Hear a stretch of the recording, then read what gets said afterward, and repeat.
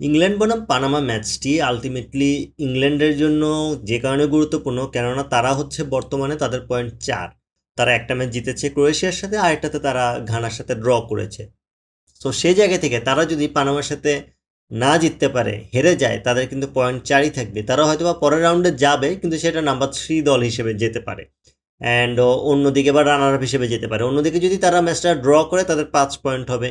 সেক্ষেত্রেও তারা ultimately runner up অথবা লাকে মিললে তারা চ্যাম্পিয়ন হয়ে যেতে পারে। অ্যান্ড তারা জিততে খুব ইজিলি তারা গ্রুপ চ্যাম্পিয়ন হয়ে যাবে। এখন তারা লাস্টের ম্যাচে যেভাবে খেলেছে, সেই জায়গা থেকে আসলে তাদের এই ম্যাচের যে পারফরমেন্স সেটা আহ, খুব একটা আশাবাদী না। কেননা তারা শুরুটা করেছে খুব দারুণভাবে, কিন্তু ঘানার সাথে তারা খুব একটা ভালো করতে পারেনি। তারা শেষ পর্যন্ত ম্যাচটা ড্র করেছে। এখন পানামা অবশ্যই ঘানার থেকে ভালো খেলছে না। আহ, তারা ঘানার সাথে হেরেছে, বাট পানামা আলটিমেটলি তারা হচ্ছে ডিফেন্সিভ খেলাটাই খেলে।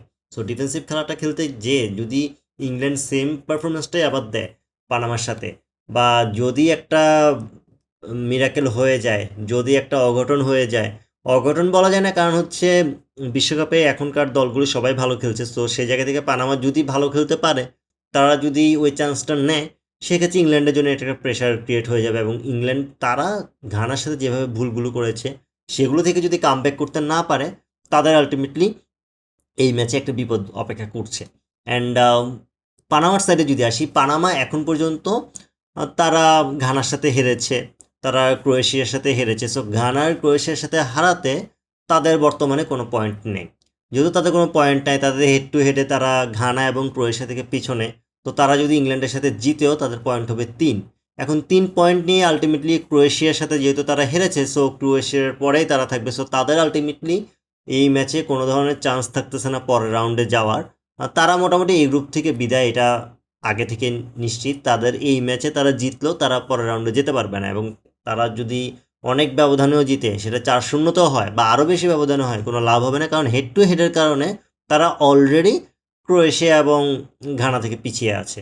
অ্যান্ড অন্যদিকে ইংল্যান্ডের যেহেতু পয়েন্ট হচ্ছে 4, সো সে কারণে তারা এই ম্যাচটা জিতলেও ইংল্যান্ডের পিছনেই থাকবে। সো এই দিক থেকে আলটিমেটলি এই গ্রুপে পানামা অলরেডি বিদায়। সো পানামা এই ম্যাচটা জিতলে তাদের শুধু বিশ্বকাপে একটা জয় পাবে, তার ইংল্যান্ডের সাথে জিততেছে। সো সেটা আলটিমেটলি তাদের একটা অর্জন হবে, কিন্তু তারা এই বিশ্বকাপে টিকে থাকতে পারবে না, তারা অলরেডি বিদায়।